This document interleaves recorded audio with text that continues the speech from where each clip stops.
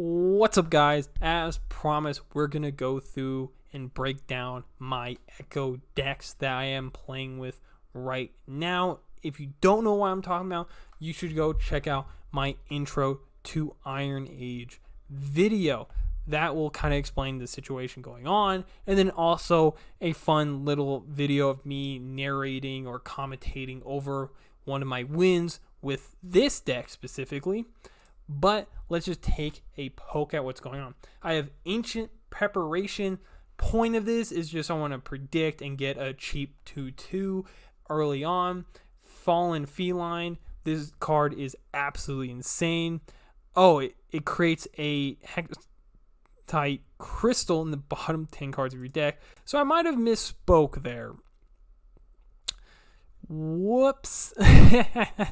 But this is pretty much a really good card to have just because I cycle through my deck a lot. So getting these crystals is actually just free damage for me. We have Aspiring Chronomancer, just a little bit extra prediction. Cold Shot, creating a Parallel Convergence and drawing one. And what Parallel Convergence does, it's super good. Start a free attack with an exact ephemeral copy of each ally. So you basically will get 2 attacks that turn, where one you can just sell out. And that's always a very unique card that no one is really using. And I feel like that's just a shame. Careful Preparation. When you play this, you get to predict, but you have to put one card from your hand back in your deck. And whatever card you choose on your prediction, you get a copy of it in your hand, and it goes on top of your deck. So if it's really good, you get 2 of it. And that's kind of the appeal of it, along with it being 2 mana burst. Sump Workers. Cool thing is if you get 2 of these guys, you basically get them both or one of them. Yeah, I think you get both of them to become the posse. And every time they attack, they deal 1 to enemies and the enemy's nexus. I thought this is just such a cool card. Why not try to use it? Mystic Shot, classic, deal 2 to anything. Time Trick, predict, draw 1, always super good. Hot Head, kind of a newer card that I found when Rumble got released, and every time you attack, the top champion in your deck gets +1/+1 and a random keyword. I thought this card was going to do some work. It's 3 mana for a 4/2. That's also pretty good. I can't say his first name confidently, but I call him the Student. If you predict, he gets +1/+1, so a 3 mana 4/4. And with this deck, he's pretty much going to be guaranteed 3 mana turn 3 4/4. So pretty solid foundation for this deck. Xenotype Researchers. If you aren't running this card and you're in Trima, you are absolutely inting. This card's a 3 mana 3/3, solid stats, and they grant grant 3 random allies in your deck +3/+3. Such a huge buff. And in this deck, with all the predictions, I'm gonna find them when I play her. We have Ekko, where every time he strikes, he creates the Time Trick, which is going to be the 2 mana predict draw that card. And when you predict 4 times, he levels up into quick attack. You get the same card, but it costs 0, and he's a 5/3 instead of a 4/2. All in all, not too bad. Rite of Negation, kill an ally or destroy your mana crystals to counter a fast spell, slow spell, or a skill. I have 2 of them in there just for those late game shenanigans. And then we have the Return, aka the Student, and every time he's seen in prediction gets +2/+2, and they grant all of them everywhere +2/+2. So as the game goes on, this guy can become massive. Now, with this being said, the biggest thing I found about this deck is a lot of the Shurima cards were kind of underwhelming.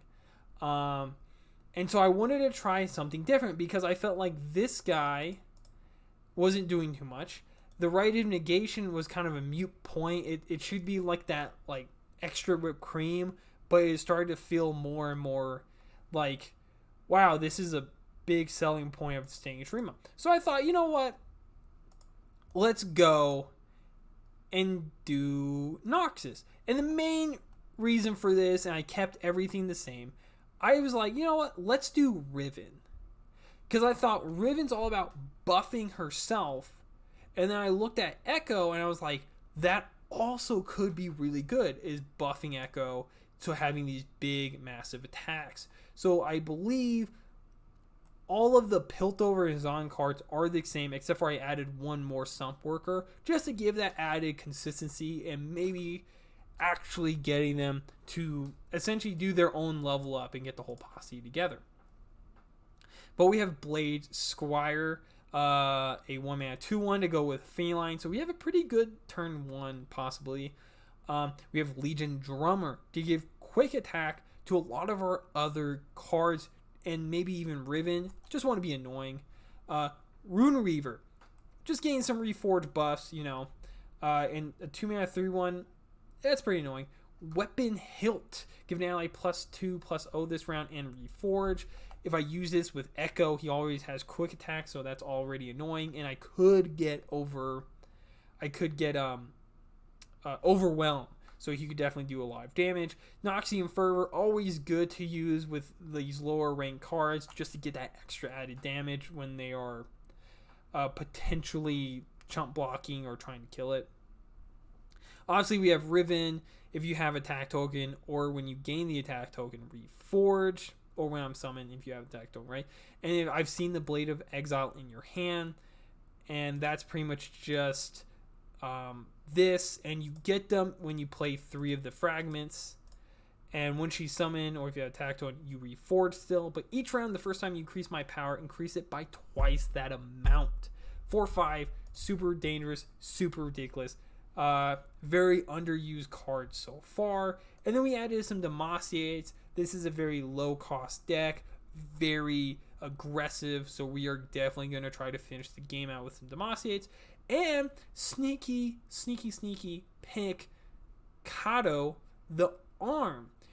When he supports, give an ally +3/+0 and Overwhelm. I thought this is going to look really great with any card in my deck, because even if it's just a cheap unit or one of my champions, this is going to bring their damage or bring their health down a lot.